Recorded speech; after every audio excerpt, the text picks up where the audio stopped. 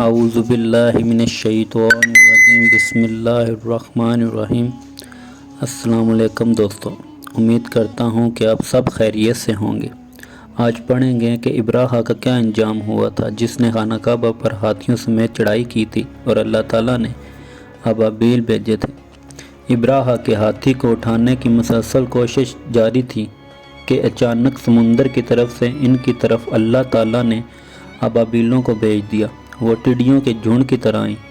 دوسری طرف عبد المطلب مکہ میں داخل ہوئے، حرم میں پہنچے اور کعبہ کے دروازے کی زنجیر پکڑ کر ابراہا اور اس کے لشکر کے خلاف فتح کی دعا مانگی۔ ان کی دعا کے الفاظ یہ تھے: اے اللہ، یہ بندہ اپنے قافلے اور اپنی جماعت کی حفاظت کر رہا ہے، گھر یعنی بیت اللہ کی حفاظت فرما، ابراہا کا لشکر فتح نہ حاصل کر سکے۔ ان کی طاقت تیری طاقت کے آگے کچھ بھی نہیں۔ آج صلیب کامیاب نہ ہو۔ صلیب کا لفظ اس لیے بولا کہ ابراہا عیسائی تھا اور صلیب کو عیسائی اپنے نشان کے طور پر ساتھ لے کر چلتے ہیں۔ اب انہوں نے اپنی قوم کو ساتھ لیا اور ہیرا پہاڑ پر چڑھ گئے، کیونکہ ان کا خیال تھا وہ ابراہا کا مقابلہ نہیں کر سکیں گے۔ اور پھر اللہ تعالیٰ نے پرندوں کے جھنڈ بھیج دیے۔ یہ پرندے چڑیا سے قدرے بڑے تھے۔ ان میں سے ہر پرندے کی چونچ میں پتھر کے 3 ٹکڑے تھے۔ یہ پتھر پرندوں نے ابراہا کے لشکر پر گرانے شروع کیے۔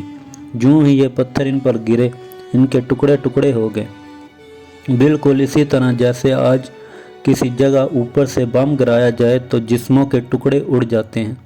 ابراہا کا ہاتھی محمود البتہ ان کنکریوں سے محفوظ رہا، باقی سب ہاتھی تہس نہس ہو گئے۔ یہ ہاتھی 13 عدد تھے، اس کے سب کھائے ہوئے نحوست کے مانند ہو گئے، جیسا کہ سورۃ الفیل میں آتا ہے۔ ابراہا اور اس کے کچھ ساتھی تباہی کا یہ منظر دیکھ کر بری طرح بھاگے، لیکن پرندوں نے ان کو بھی نہ چھوڑا۔ ابراہا کے بارے میں طبقات میں لکھا ہے کہ اس کے جسم کا ایک عضو الگ ہو کر گرتا چلا گیا، یعنی وہ بھاگ رہا تھا۔ اس کے جسم کا ایک حصہ الگ ہو کر گر رہا تھا۔ دوسری طرف عبد المطلب اس انتظار میں تھے کہ کب حملہ ہوتا ہے، لیکن حملہ آور جب مکہ میں داخل نہ ہوئے تو وہ حالات معلوم کرنے کے لیے نیچے اترے، مکہ سے باہر نکلے۔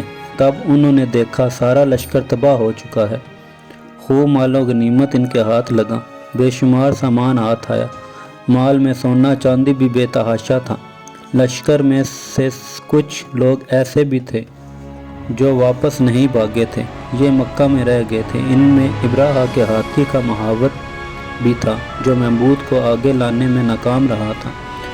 ہمارے نبی حضرت محمد صلی اللہ علیہ وسلم اس واقعے کے چند دن بعد پیدا ہوئے۔ آپ جس مکان میں پیدا ہوئے صفا پہاڑی کے قریب تھا۔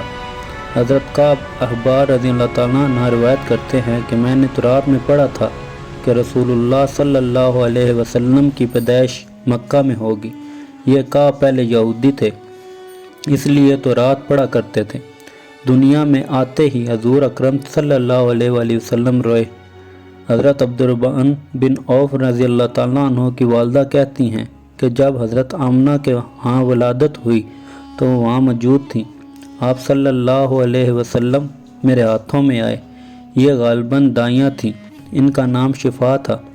فرماتی ہیں جب آپ میرے ہاتھوں میں آئے تو روئے۔ آپ کے دادا عبد المطلب کو آپ کی ولادت کی اطلاع دی گئی۔ وہ اس وقت خانہ کعبہ کا طواف کر رہے تھے۔ اطلاع ملنے پر گھر آئے، بچے کو گود میں لیا۔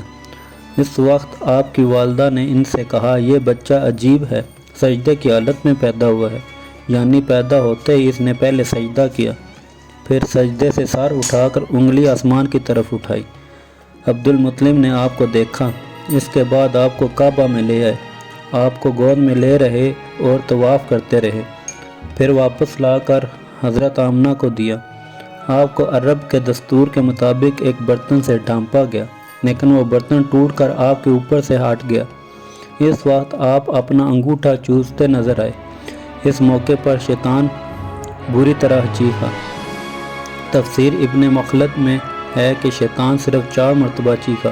پہلی بار اس وقت جب اللہ تعالیٰ نے اسے معلوم ٹھہرایا، دوسری بار اس وقت جب اسے زمین پر اتارا گیا، تیسری بار اس وقت چیخا جب ان حضرت محمد صلی اللہ علیہ وسلم کی پیدائش ہوئی، اور چوتھی مرتبہ اس وقت جب نبی کریم صلی اللہ علیہ وسلم پر سورۃ فاتحہ نازل ہوئی۔ اس موقع پر حضرت حسان بن ثابت رضی اللہ تعالیٰ عنہ کہتے ہیں، میں 8 سال کا تھا، جو کچھ دیکھتا اور سنتا تھا اس کو سمجھتا تھا۔ ایک صبح میں نے یثرب یعنی مدینہ منورہ میں ایک یہودی کو دیکھا۔ وہ ایک اونچے ٹیلے پر چڑھ کر چلا رہا تھا۔ لوگ اس یہودی کے گرد جمع ہو گئے اور بولے، کیا بات ہے، کیوں چیخ رہے ہو؟ یہودی نے جواب دیا، احمد کا ستارہ طلوع ہو گیا ہے اور وہ آج رات پیدا ہو گئے ہیں۔ حضرت حسان بن ثابت رضی اللہ تعالیٰ عنہ بعد میں 60 سال کی عمر میں مسلمان ہوئے تھے۔ 120 سال کی عمر میں انہوں نے وفات پائی۔ گویا ایمان کی حالت میں 60 سال زندہ رہے۔ بہت اچھے شاعر تھے۔ نبی کریم صلی اللہ علیہ وسلم کی اپنے اشعار میں تعریف کیا کرتے تھے اور دشمنوں کی برائی اشعار میں بیان کرتے تھے۔ غزوات کے موقع پر اشعار کے ذریعے مسلمانوں کو جوش دلاتے تھے۔ اس بنیاد پر انہیں شاعر رسول کا خطاب ملا تھا۔ حضرت کعب احبار رضی اللہ تعالیٰ عنہ فرماتے ہیں کہ میں نے تورات میں پڑھا ہے کہ اللہ تعالیٰ نے حضرت موسیٰ علیہ السلام کو عن حضرت محمد صلی اللہ علیہ وسلم کی ولادت کے کچھ وقت کی خبر دے دی، اور حضرت موسیٰ علیہ السلام نے اپنی قوم بنی اسرائیل کو اس کی اطلاع دے دی تھی۔ اس سلسلے میں انہوں نے فرمایا تھا، تمہارے نزدیک جو مشہور چمکدار ستارہ ہے، جب وہ حرکت میں آئے گا تو وہی وقت رسول اللہ صلی اللہ علیہ وسلم کی پیدائش کا ہوگا۔ یہ خبر بنی اسرائیل کے علماء ایک دوسرے کو دیتے چلے آئے تھے، اور اس طرح بنی اسرائیل کو بھی عن حضرت کی ولادت کا وقت یعنی اس کی علامت معلوم تھی۔ حضرت عائشہ رضی اللہ تعالیٰ عنہ سے روایت ہے کہ ایک یہودی عالم مکہ میں رہتا تھا۔ جب وہ رات آئی جس میں حضرت صلی اللہ علیہ وآلہ وسلم پیدا ہوئے تو وہ قریش کے ایک مجلس میں بیٹھا تھا۔ اس نے کہا، کیا تمہارے ہاں آج کوئی بچہ پیدا ہوا ہے؟ لوگوں نے کہا، ہمیں تو معلوم نہیں۔ اس پر اس یہودی نے کہا، میں جو کچھ کہتا ہوں اسے اچھی طرح سن لو۔ آج اس امت کا آخری نبی پیدا ہو گیا ہے، اور قریش کے لوگوں وہ تم میں سے ہے، یعنی وہ قریشی ہے۔ اس کے کندھے کے پاس ایک علامت ہے، یعنی مہر نبوت۔ اس میں بہت زیادہ بال ہیں، یعنی گھنے بال، اور یہ نبوت کا نشان ہے، نبوت کی دلیل ہے۔ اس بچے کی علامت یہ ہے کہ 2 رات تک دودھ نہیں پیے گا۔